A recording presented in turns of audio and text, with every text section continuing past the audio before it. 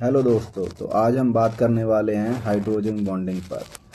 Hydrogen bonding क्या होती है, तो हम आपको बताने वाले हैं हाइड्रोजन बॉन्डिंग के बारे में।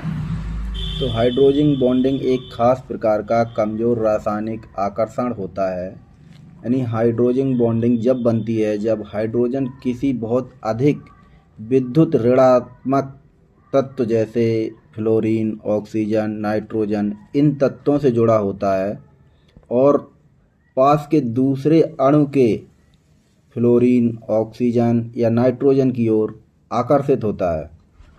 जब हाइड्रोजन ऑक्सीजन, नाइट्रोजन फ्लोरीन के साथ जुड़ा हो तो उस पर हल्का पॉजिटिव चार्ज आ जाता है और दूसरे अणु के ऑक्सीजन, नाइट्रोजन, फ्लोरीन पर हल्का नेगेटिव चार्ज आ जाता है।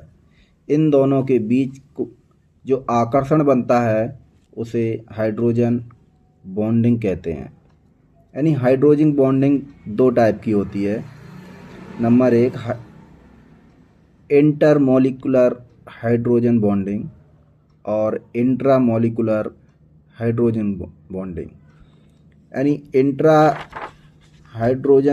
इंट्राकुलर हाइड्रोजन बॉन्डिंग कौन होती है, जिसमें एक ही हाइड्रोजन बॉन्ड के मॉलिक्यूल के अंदर बनने लगता है तो उसे इंट्रामॉलिक्यूलर बॉन्डिंग कहते हैं। जैसे नाइट्रोफिनॉल, सैलिसिलिक एसिड।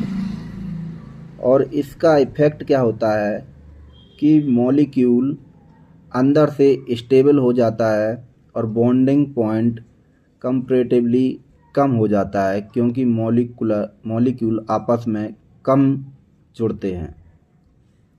दूसरा है इंटरमॉलिक्यूलर हाइड्रोजन बॉन्डिंग, जिसमें हाइड्रोजन बॉन्ड दो अलग अलग मॉलिक्यूल के बीच बनता है और उसे इंटरमॉलिक्यूलर हाइड्रोजन बॉन्ड कहते हैं।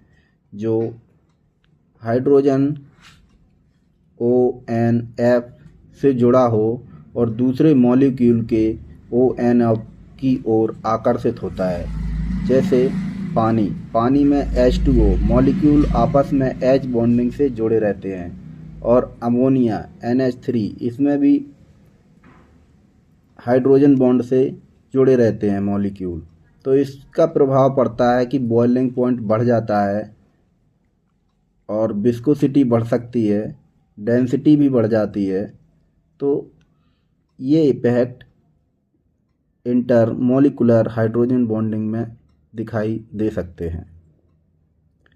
और इस पर pH का भी इफ़ेक्ट पड़ सकता है हाइड्रोजन बॉन्डिंग पर, क्योंकि जो हाइड्रोजन बॉन्ड चेन होती है वो कभी कभी ज़्यादा pH में टूट सकती है।